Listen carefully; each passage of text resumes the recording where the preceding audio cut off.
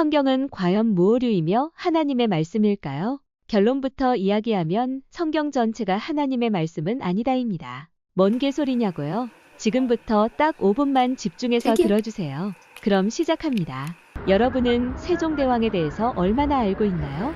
질문을 바꿔보겠습니다. 세종대왕을 연구하거나 알기 위해서는 무엇이 필요할까요? 타임머신? 네, 개발된다면 필요하겠죠. 세종대왕을 알기 위해서는 우선 조선왕조실록이 필요합니다. 그리고 세종대왕이 직접 쓴 글도 필요하죠. 글을 보면 그 사람의 생각이 드러나니까요. 그리고 또 뭐가 필요할까요? 가족과 주변 사람들이 세종대왕에 대해 쓴 기록을 살펴야 합니다. 이런 것을 모아보면 세종대왕이라는 인물이 어떤 인물인지 입체적으로 드러나게 됩니다. 자, 세종대왕의 예를 하나님으로 바꿔보겠습니다.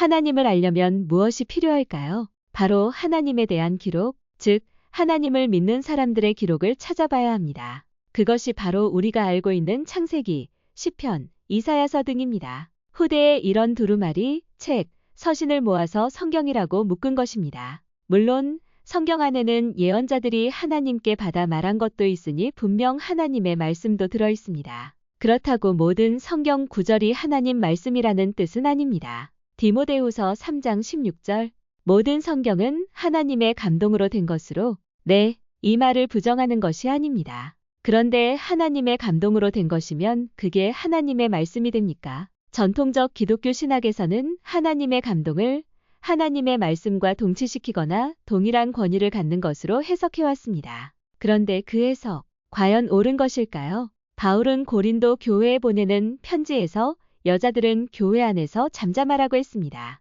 바울이 이런 편지를 보낸 이유는 고린도 교회 안에 문제가 있었기 때문입니다. 그리고 바울은 그 문제를 해결하기 위해 성경을 읽고 묵상을 했습니다. 그리고 내린 결론이 여자들은 교회 안에서 잠잠하라였습니다. 바울이 고린도 교회의 문제를 가지고 고민하고 묵상할 때는 하나님께 감동받은 상태였을 것입니다. 여자들은 교회 안에서 잠잠하라 했으니 지금 같으면 욕 먹기 딱 좋은 소리죠. 하지만 그 당시에는 맞습니다. 우리가 배워야 할 것은 바울의 처방, 즉 그가 남긴 성경 구절을 하나님의 말씀으로 받아들이는 것이 아니라 그의 행동을 배워야 하는 것입니다. 그의 행동이 무엇입니까? 교회에 문제가 발생했을 때 믿음의 선배들이 남긴 성경을 보고 묵상하고 올바른 해결책을 찾아내기 위해 하나님께 의지했다는 것입니다. 이는 성경을 하나님의 말씀으로 무조건적으로 받아들이는 행위와 다른 것입니다. 교회 세습이라는 문제를 예로 들어보겠습니다. 이에 대한 해결을 위해 교회 구성원은 바울처럼 했습니까? 아니면 성경 구절 안에서 세습을 정당화시키기에 바빴습니까? 후자입니다. 대제사장 직분은 세습되었다는 구약 말씀을 인용해서 정당화시키기 바빴습니다. 그런데 씨발, 목사가 대제사장입니까? 아니면 레위 지파입니까? 성경을 하나님의 말씀으로 본다는 새끼들은 왜 항상 엉뚱하게 성경을 보는지 쯧쯧쯧.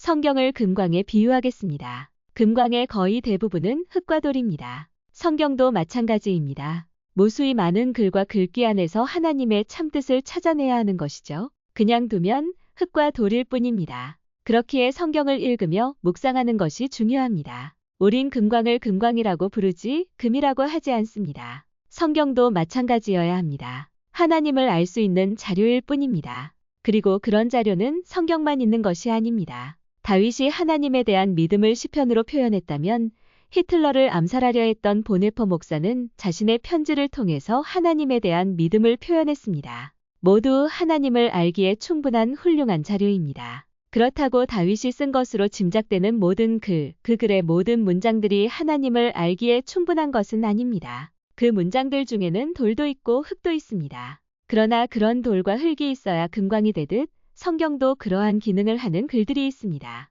그러니 더 이상 성경 전체가 하나님의 말씀이라고 착각하지 말고 하나님을 알기에 충분한 그리고 훌륭한 책이라고 여기는 것이 옳은 것입니다. 앞서 언급한 베드로후서, 베드로가 쓴 편지입니다. 베드로가 배우고 익힌 하나님에 대한 그의 믿음이 바탕이 되어 쓴 글이죠. 그의 믿음은 훌륭하고 본받을 만한 것입니다. 그러나 그의 글에 대한 지위를 별도로 생각해야 합니다. 왜 그의 글이 하나님의 말씀이 되나요? 그의 글은 그의 글입니다. 다만 베드로의 편지를 통해서 우리가 하나님에 대해서 알 수 있을 뿐입니다.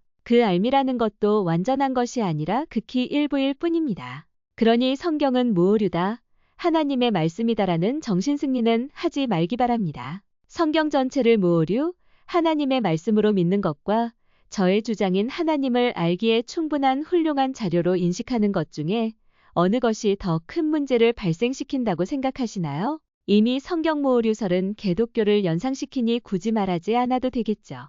다음 시간에는 예수가 과연 하나님일까를 주제로 이야기하겠습니다. 구독과 좋아요는 영상 제작에 많은 도움이 됩니다.